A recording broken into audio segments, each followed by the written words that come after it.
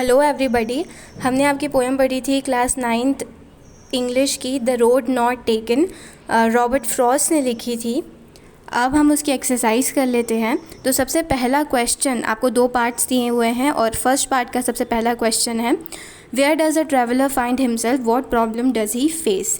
कि ट्रैवलर कहाँ पर खड़ा हुआ था, मतलब where does he find himself and वो क्या प्रॉब्लम फेस कर रहा था, मतलब पोएट जो है वो क्या प्रॉब्लम फेस कर रहे थे। तो इसका आंसर है, the traveller finds himself at a point where 2 roads diverge. Traveller कौन से पॉइंट पर खड़े हुए थे जहाँ पर 2 रोड्स अलग अलग डायरेक्शन में जा रही थी। 2 रोड्स थी, दोनों अलग अलग डायरेक्शंस में जा रही थी। His problem is to decide on which road he should walk. और उनकी प्रॉब्लम क्या थी कि दोनों में से वो कौन सी रोड को चुने वॉक करने के लिए। अब सेकंड क्वेश्चन है कि जो कुछ फ्रेजेस आपको दे रखे हैं, आपको डिस्कस करना है कि आपके लिए उनका क्या मतलब है। तो सबसे पहला है ये अ येलो वुड। तो येलो वुड का मतलब क्या था पोएम में कि क्या कौन सा सीज़न चल रहा है, एक्टम का सीज़न चल रहा है, पतझड़ का मौसम चल रहा है, जब सारी पत्तियां कैसी हो गई है, येलो कलर की हो गई है और झड़ने वाली है। इसलिए फॉरेस्ट किस तरीके का दिखाई दे रहा है, येलो कलर का दिखाई दे रहा है। येलो वुड्स का मतलब होता है येलो फॉरेस्ट, मतलब जो पूरा फॉरेस्ट है वो कैसा दिख रहा है, येलो कलर का दिख रहा है। सेकेंड आपको जो फ्रेज दे रखा है वो ये है, it was grassy and wanted wear. इसका मतलब क्या है, तो इसका मतलब ये है, the road was grassy because it was a less travelled road, it wanted people to move on it. तो क्यों ग्रासी थी वो रोड, क्योंकि उस पर कोई चला हुआ नहीं था, कोई उस पर किसी ने ट्रैवल नहीं किया था, इसलिए वो ग्रासी थी। थर्ड आपको फ्रेज़ क्या दे रखा है, the passing there. The passing there का मतलब क्या है, it implies walking on the road. Passing there का मतलब क्या है कि वो जो रोड है रोड पर चलना। फोर्थ फ्रेज आपको दे रखा है, leaves no step had trodden black. इसका मतलब क्या है, तो इसका मतलब ये है कि it means the leaves has not been crushed under the feet of travellers. इसका मतलब है कि उस रोड पर कोई चला नहीं है, क्योंकि कोई भी जो लीव्स है, जो भी पत्तियां हैं, उस पर किसी ने भी पाँव नहीं रखा है, वो क्रश नहीं हुई है, क्योंकि उस पर कोई चला नहीं है, और चला नहीं है तो पत्तियां क्रश नहीं हुई है। इसी वजह से वो no leaves step had trodden black का मतलब है कोई पत्तियों पे चला नहीं है, वो क्रश नहीं हुई है। अब फिफ्थ फ्रेज है, how way leads to way. इसका मतलब क्या है, इसका मतलब ये है कि how one road leads to another. इसका मतलब ये है कि कैसे एक रोड हमें दूसरी रोड तक, दूसरे रास्ते तक पहुंचा देती है। फर्स्ट पार्ट का अब थर्ड क्वेश्चन है कि is there any difference between a 2 roads as the poet describes them. क्या दोनों रोड्स में कोई डिफरेंस था, ये पूछा है आप लोगों से। तो फर्स्ट इन स्टैंजा 2 and 3, तो सबसे पहला क्वेश्चन है कि 2 और 3 में कोई डिफरेंस था क्या, तो नहीं, there is no difference between a 2 roads in stanza 2 and 3। Stanza 2 और 3 में दोनों में कोई डिफरेंस नहीं था। हालांकि पोएट को ऐसा लग रहा था कि जो एक उन्होंने जो चुनी है उसमें कम लोग ने वॉक किया है, लेकिन ऐसा नहीं था। बाद में उन्हें पता चल जाता है कि दोनों रोड लगभग सेम ही दिख रही है।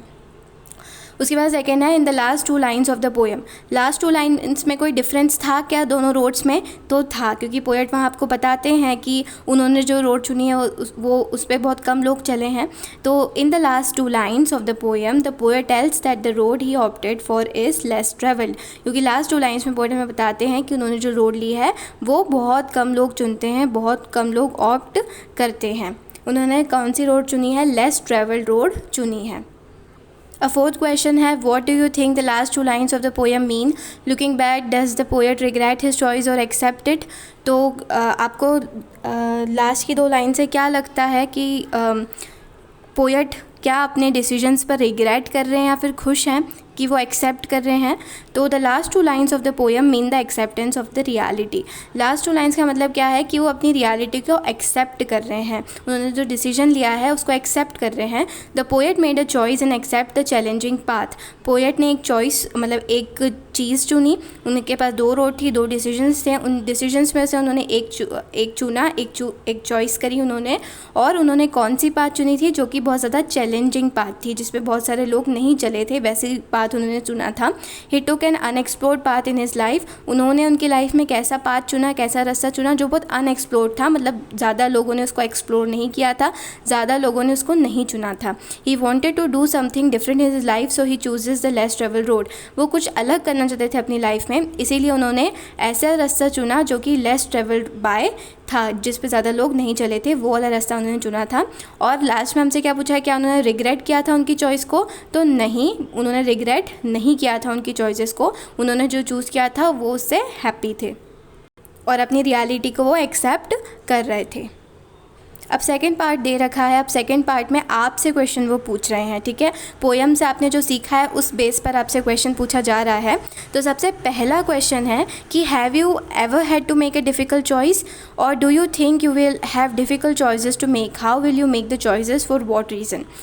क्या आपको कभी ऐसा लगा है कि आपने कोई डिफ़िकल्ट चॉइस ली है और कभी ऐसा कोई ऐसा समय आएगा आपकी लाइफ में जब आपको कोई डिफ़िकल्ट चॉइसेस चुननी पड़ेगी, तो आप उसे किस बेसिस पर चुनेंगे? तो इसका आंसर है such situations occurs in everyone's life, कि ऐसे सिचुएशंस आती रहती है, सबकी लाइफ में आती है, जब हमें दो चीज़ों में से या उससे भी ज़्यादा बहुत सारे ऑप्शंस होते हैं, उसमें से किसी एक चीज़ को चुनना पड़ता है।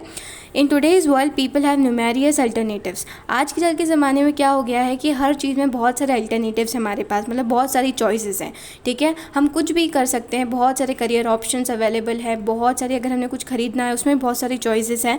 तो एवरीडे लाइफ में हमारे पास ऐसी बहुत सारी चॉइसेस आती हैं, ऐसा हम जिसमें से हमें मोस्ट ऑफ द केसेस पे किसी एक को ही चुनना पड़ता है, किसी एक को ही 100% उसके आगे टिक लगाना पड़ता है।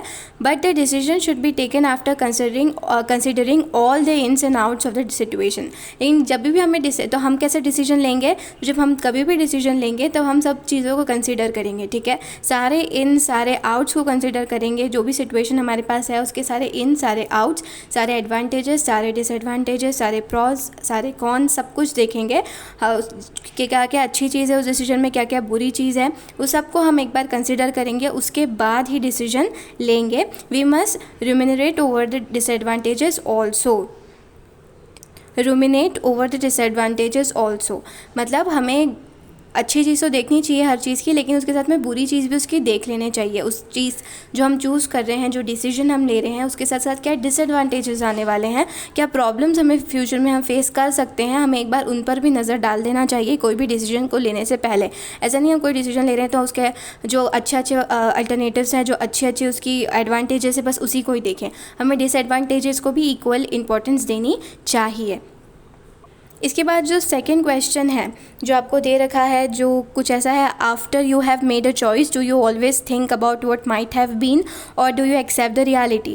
अब आपसे क्या क्वेश्चन पूछा है कि कभी भी आपके पास डिसीजन आया, ठीक है, आपको कोई डिसीजन लेना है, आपने चॉइस कर ली कि आपको कौन सा डिसीजन लेना है, तो क्या आप उस पर सोचते हो बाद में, ठीक है, कि क्या आप उस डिसीजंस के बारे में ओवर थिंक करते हो, वापस सोचते हो कि अरे मुझे ये नहीं चुनना था, मैं शायद ये चुन लेता? आप क्या रियलिटी को एक्सेप्ट नहीं कर पाते हो? तो ये क्वेश्चन आप आपके अकॉर्डिंग लिख सकते हैं, बट मैंने आपको एक आंसर दे दिया है कि taking a decision sometimes make और मास और फ्यूचर। कोई भी डिसीजन या तो हमारी लाइफ को बना देता है या बिगाड़ देता है, ठीक है, हमारे फ्यूचर को या तो बना देता है या बिगाड़ देता है। Having made a choices I accept the reality.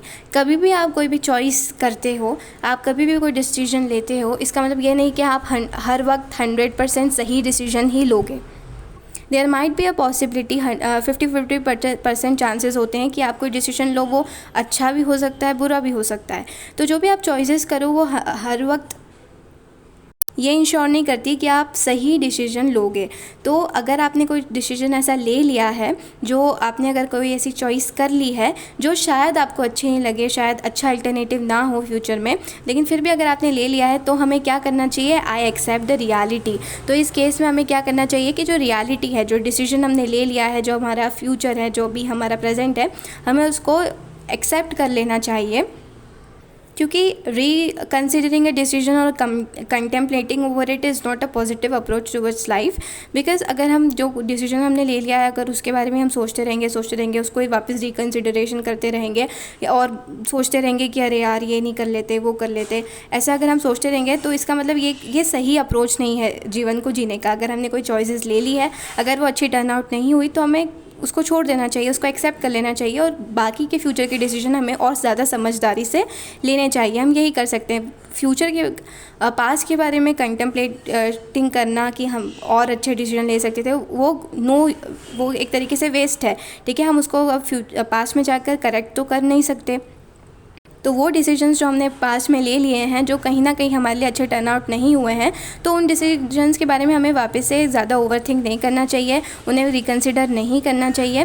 Such thought never allow us to happy with what we have gain from our decisions. क्योंकि हम अगर ऐसे थॉट रखते हैं, अगर हमारा ऐसा विचार होता है, तो हम कभी भी हैप्पी नहीं हो पाते हमारी लाइफ में. हमें हर कोई भी डिसीजन हम लेते हैं तो उसके बारे में हम ये सोचते नहीं, मैं और अच्छा कर सकता था या मैं और दूसरा ले लेता, ये तो अच्छा नहीं है, तो हम कभी भी हैप्पी नहीं हो पाते. इससे जो डिसीजन हमने लिया है, जो हमने 100% उसके आगे टिक लगाया है, जो डिसीजन हमने पूरी तरीके से ऑप्ट किया है, हमें उसके साथ हैप्पी होना चाहिए, हमें हमारी रियलिटी को एक्सेप्ट कर लेना चाहिए. Therefore I believe in sticking to my decision. इसीलिए जो आपने डिसीजन लिया है उस पर ही हमें स्टिक होना चाहिए और दूसरे अल्टरनेटिव्स के बारे में नहीं, पास के बारे में नहीं सोचना चाहिए कि अरे मैं ये नहीं करता, वो कर लेता, because it is a waste of a time.